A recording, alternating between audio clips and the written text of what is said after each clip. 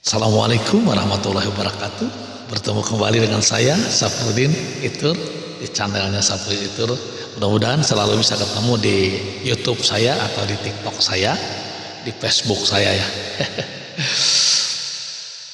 Kali ini kita coba susuran atau mendongeng lah begitu, berkisah tentang asal nama desa atau kampung Muara Lesan. Kenapa Muara Lesan namanya? Bahasa Dayak muara sungai itu disebutnya dengan long, muara. Nah, sedangkan bahasa Melayu atau bahasa Indonesia disebutnya dengan muara. Kenapa Lesan? Karena Lesan itu adalah anak sungai Kelai. Sungai yang terbesar lah, anak sungai terbesar. Namanya Sungai Lesan. Nah, karena kedudukan kampung itu atau desa itu berada di muara, maka disebutlah dengan Muara Lesan. Kedatangan kampung ini sekitar tahun 1900. Sebelumnya sudah ada kampung-kampung lain di bantaran Sungai Kelai, Sungai Lesan dan sebagainya, yaitu kampung-kampung suku orang-orang suku Punan, suku Gaai, suku Lebok atau Lebu ya. Kalau Gaai itu biasanya disebut orang Berau dengan Sagai. Nah, kenapa mereka berkedudukan di sana? Karena Muara Lesan diperkirakan adalah di tengah-tengah antara perkampungan yang ada di hulu Sungai Kelai, di hulu Sungai Lesan, dan di hilir Sungai Kelai. Di sana di hilirnya ada Dayak, di hulunya Kelai ada Dayak, di hulu Sungai Lesan juga ada Dayak. Maka persis di tengah-tengah. Tujuannya adalah dibangun itu adalah sebagai pemasok makanan, bahan-bahan dari kota atau Tanjung Redep, kemudian untuk membeli semua barang-barang yang diusahakan oleh orang-orang Dayak, baik Dayak Punan, Lebok maupun Dayak Gaai. Biasanya itu antara lain damar, gitu ya, getah kalapiai, kemudian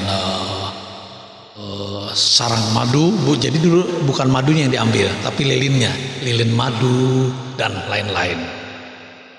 Itu dijual, dibawa ke kota Tanjung Redep, ke Sambaliung, kemudian nanti pedagang dari luar datang untuk membawa ke luar daerah.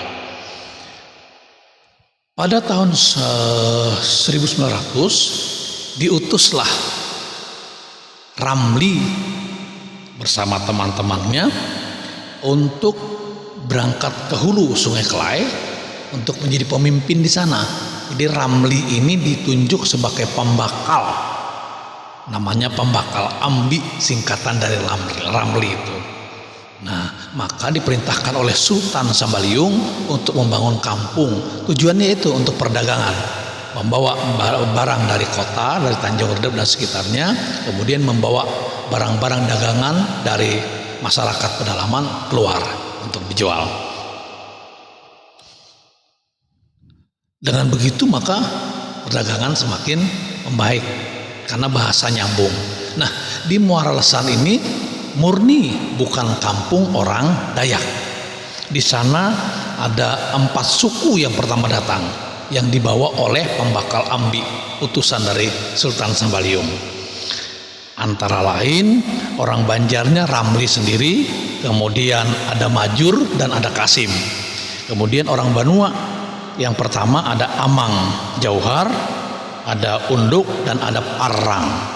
Sedangkan dari orang Bugis ada Ramang, ada Ambok Rio dan ada Wak Suku. Kemudian ada orang Cina yaitu Muksin dan Cungi ya. Ini empat penjuru, 4 suku ini yang pertama dibawa oleh pembakal Ambi untuk membuka perkampungan yang kemudian dikenal dengan Muara Lesan itu.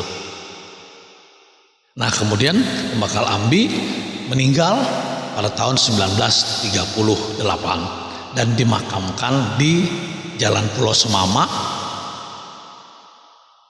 di Tanjung Redep Brau, karena beliau kembali ke kota dan akhirnya waktu sakit kemudian meninggal. Demikian kira-kira kisah asal usul kampung Muara Lesan lama yang asli di Muara Lesan. Kemudian kampung Muara Lesan yang sekarang bagaimana? Itu proses perpindahan. Karena di Muara Lesan sering terkena banjir besar dan tenggelam, akhirnya beberapa tokoh untuk meminta kepada pemerintah agar pindahlah ke Muara Lesan yang sekarang tapi seberang. Kemudian pada masa-masa sekarang dibangun di seberangnya lagi, di sebelah kanan Sungai Kelai, menjadi perkampungan yang mantap dan kokoh, Kampung Muara Lesan. Terima kasih. Assalamualaikum warahmatullahi wabarakatuh. Salam budaya.